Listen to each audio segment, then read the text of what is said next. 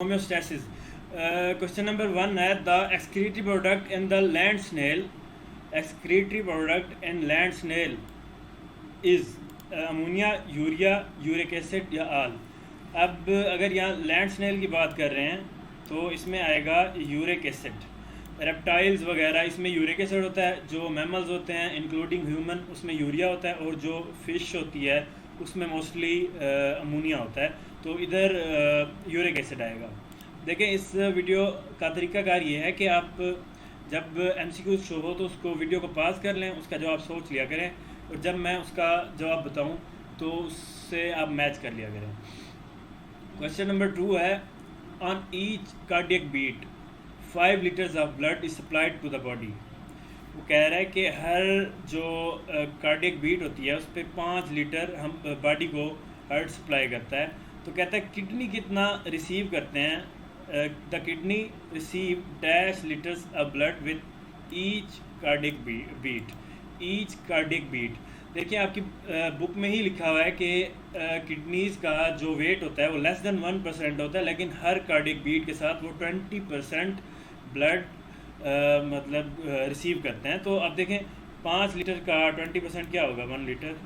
So correct answer is alpha के 1 litre. इस तरह और भी आपको वो दे सकता है कि मतलब 5 की जगह 4 दे देता तो उसकी फिर आप 20% निकाल लें, 4 या 4.5, 4.8, मतलब इस तरह से 5 मैंने आसानी के लिए दिया है, जिसका मतलब इजीली निकल आता है कि 20% 1 लीटर है. तो इसका जवाब अल्फ़ा है. क्वेश्चन नंबर 3 है the nephrons arranged at the border of cortex and along the cortex are called as cortical, juxtamedullary, या दो ये हैं. अब देखिए, हम मोस्टली कंफ्यूज ऐसे हो जाते हैं कॉर्टेक्स बॉर्डर या कॉर्टेक्स के अलॉन्ग, तो हम कॉर्टिकल लगा देते हैं. नहीं, कॉर्टिकल नहीं है. कॉर्टिकल वो होते हैं जो अलॉन्ग द कॉर्टेक्स हों, उसको कॉर्टिकल कहते हैं, और जो बॉर्डर पर होते हैं उसको कहते हैं जक्स्टामेडुलरी.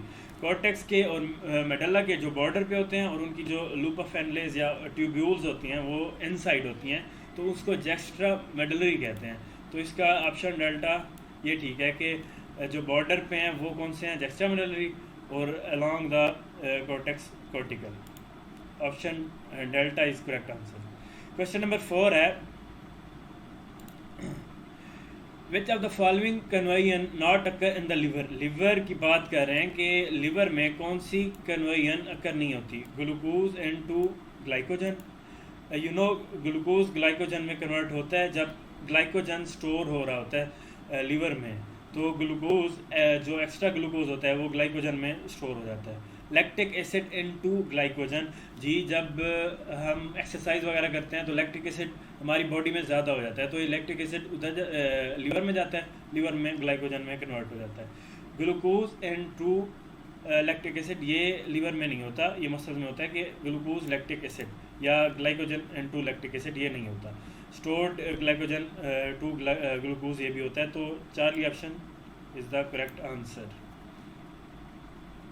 स्टोर्ड ग्लाइकोजन ग्लूकोज में तब होता है जब हम फास्टिंग में होते हैं, तो जो स्टोर्ड ग्लाइकोजन होता है वो ग्लूकोज में कन्वर्ट हो जाता है to maintain the blood glucose. Question number 5 है ग्लोमेरुलर फिल्ट्रेट इज अपेयर्स इन.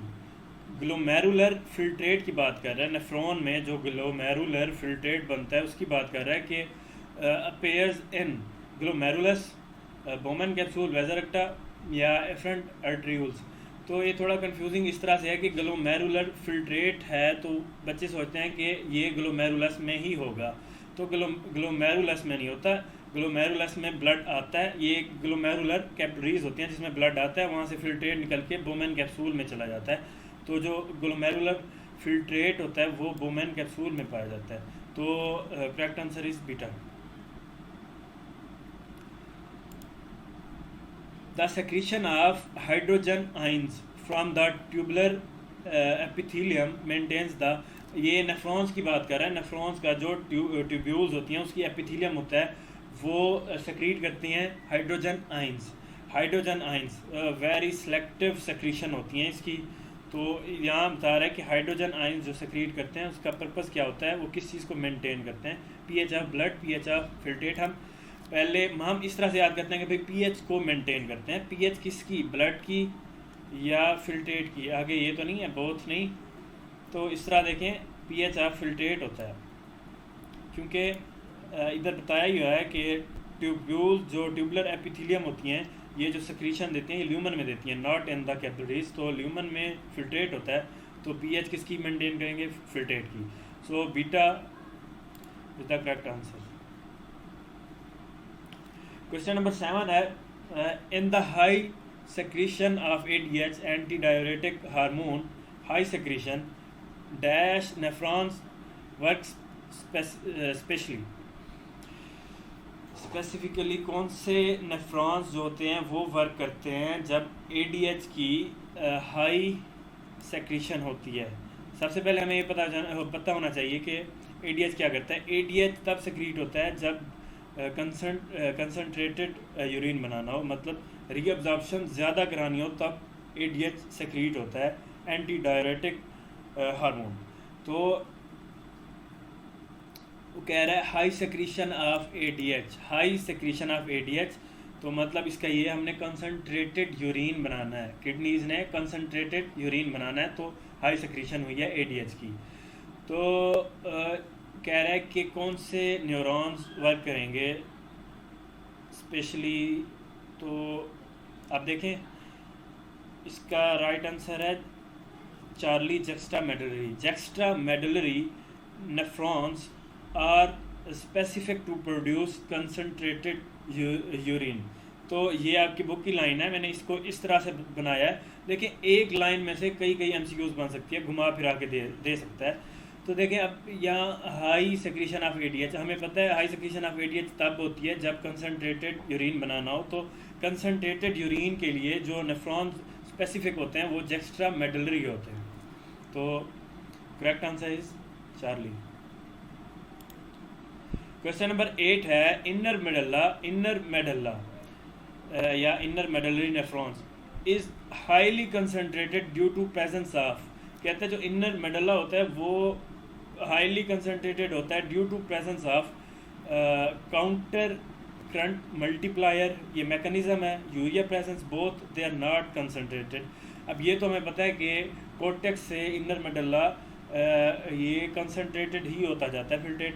तो अब ये किसकी वजह से होता है, both urea and counter current multiplier mechanism, ये इन दोनों की वजह से होता है। और कंसनट्रेटेड जो यूरिन बनता है वो भी इन दोनों की वजह से ही होता है, सॉरी यूरिया की वजह से नहीं, ADH हार्मोन और काउंटर करंट मल्टीप्लायर की वजह से।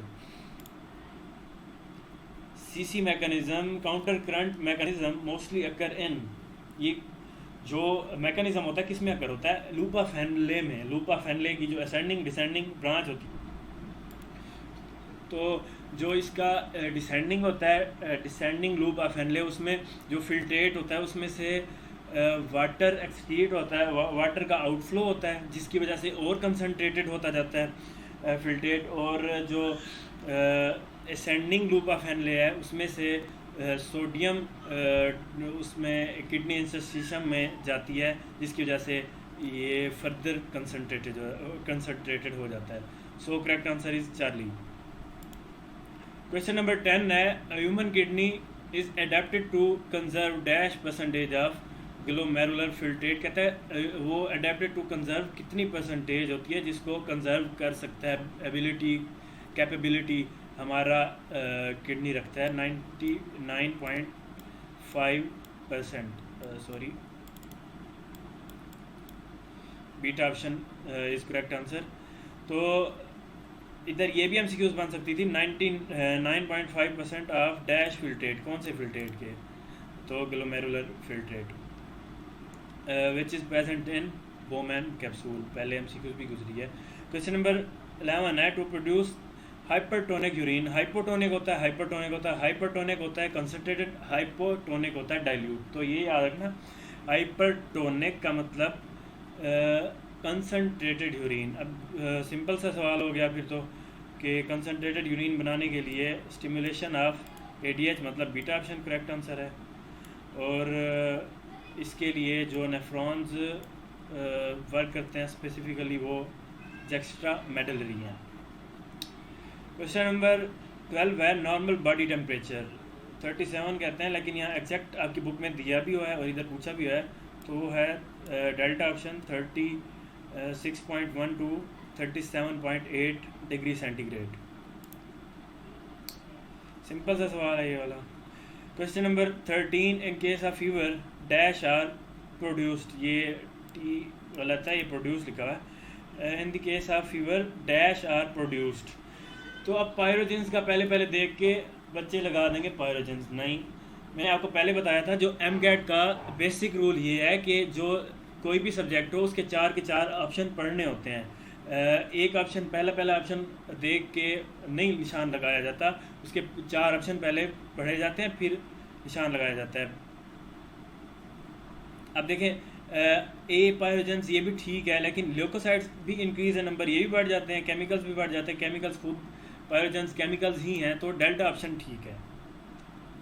या इस तरह से मतलब आ जाते हैं एमसीक्यूज के beta and Charlie both, alpha and beta both, इस तरह से मतलब 4 के 4 एमसीक्यूज पढ़ के ही हमने करेक्ट आंसर टिक करना होता है। क्वेश्चन नंबर 14 है dash meaning cleaning of the blood, तो डायलिसिस की बात कर रहे हैं कि किसका मतलब है क्लीनिंग ऑफ ब्लड। सिंपल सा सवाल है, इसमें ये आल नहीं लगाना। डायलिसिस का मतलब क्लीनिंग होता है, अब हीमो का मतलब blood, dialysis cleaning of blood, haemo dialysis. Beta option is the correct answer, not delta, it's a beta option haemo dialysis. अगर यहाँ सिर्फ क्लीनिंग आ जाता तो फिर डायलिसिस आता। Last question, many pathological and chemical factors destroy the nephrons specially कह रहे हैं नेफ्रॉन्स का कौन सा पार्ट स्पेशली डिस्ट्रॉय करता है, केमिकल और पैथोलॉजिकल जो फैक्टर होते हैं, तो glomerular part, alpha option is the correct answer है कि glomerular part. So thank you.